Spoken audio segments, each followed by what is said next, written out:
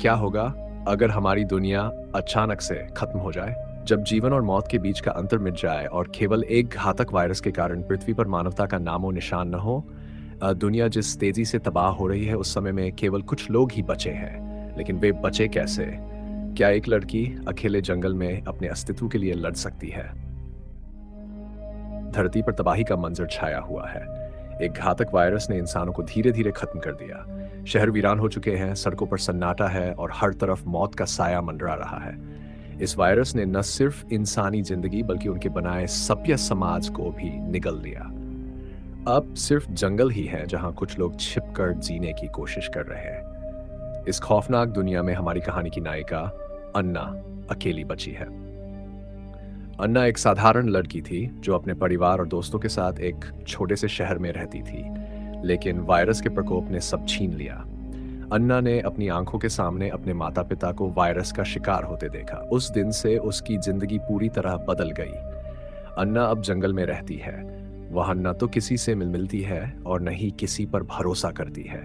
जंगल में रहना आसान नहीं है। वहां हर कदम पर खतरा है, जंगली जानवर, भूख और बीमारी।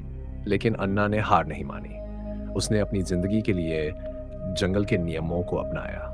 वह पेड़ों पर चढ़ना सीख गई, जंगली फलों और जड़ों से अपना पेट भरने लगी और खुद को सुरक्षित रखने के लिए हथियार बनाने लगी। एक दिन अन्ना जंगल में खाने की तलाश में निकली। तभी से उसे झाड़ियों के पीछे कुछ आवाजें सुनाई दी। वह छिपकर देखने लगी। वहां कुछ लोग थे जो आग जलाकर खाना पका रहे थे। अन्ना को हैरानी हुई। उसने सोचा कि इस वायरस से कोई और कैसे बच सकता है, लेकिन डर के कारण वह उनके पास नहीं गई। अगले कुछ दिनों तक अन्ना ने उन्हें दूर से देखा।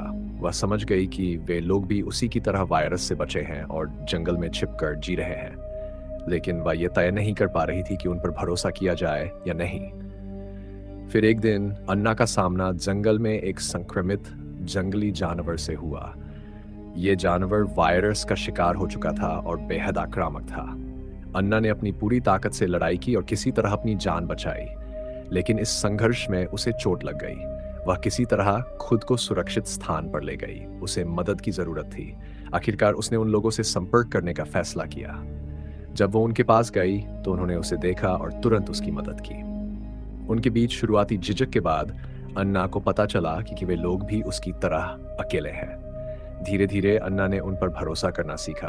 वे लोग एक छोटे से समूह का हिस्सा थे जो वायरस से बचने के लिए जंगल में रह रहे थे। उन्होंने अन्ना को अपने समूह में शामिल कर लिया। लेकिन कहानी यहीं खत्म नहीं होती। इस समूह में सब कुछ सही नहीं था। अन्ना ने महसूस किया कि हर किसी के अपने राज और डर थे। कुछ लोग समूह के नियमों को तोड़ रहे थे तो कुछ सिर्फ अपनी जान बचाने की सोच रहे थे। एक रात जब सब सो रहे थे, संक्रमित जानवरों का एक झुंड उनके कैंप पर हमला कर देता है। अन्ना और बाकी लोग अपनी जान बचाने के लिए संघर्ष करते हैं। इस हमले के बाद समूह में तनाव और बढ़ जाता है। अन्ना को पता चलता है कि इस वायरस का इलाज ढूंढने का एक तरीका है, लेकिन वह तरीका बेहद खतरनाक है। उसे एक पुराने प्रयोगशाला तक पहुंचना होगा जो जंगल के गहरे हिस्से में स्थित है। अन्ना और समूह के कुछ लोग उस प्रयोगशाला की ओर निकल पड़ते हैं। रास्ते में उन्हें कई मुश्किलों का सामना करना पड़ता है। संक्रमित जानवर, खतरनाक इलाके और लगातार भूख। जब वे आखिरकार प्रयोगशाला पहुंचते हैं तो उन्हें वहां एक बड़ा रहस्य पता चलता है। यह वायरस इंसानों द्वारा बनाया गया था और यह प्रयोगशाला इसका स्रोत थी। लेकिन वहां उन्हें कुछ जरूरी डेटा और दवाइयों के निशान मिलते हैं। अन्ना और उसके साथी इस डेटा के साथ वापस लौटने की कोशिश करते हैं, लेकिन रास्ते में उन्हें दुश्मनों का सामना करना पड़ता है। इन दुश्मनों का इरादा दवा का फायदा उठाकर खुद को बचाने और बाकी इंसानों को बर्बाद करने का है। अन्ना को अब तय करना है कि वह अपने लिए लड़ाई लड़ेगी या बाकी इंसानियत को बचाने के लिए। कहानी के अंत में अन्ना अपनी बहादुरी और समझदारी से न केवल खुद को बल्कि अपने साथियों को भी बचाने में कामयाब होती है। The last girl and infected earth एक ऐसी कहानी है जो संघर्ष, उम्मीद और इंसानियत की ताकत को बखूबी दिखाती है। अगर आपको ये वीडियो पसंद आया हो तो इसे लाइक जरूर करें और ऐसे और वीडियो के लिए हमारे चैनल को सब्सक्राइब करें।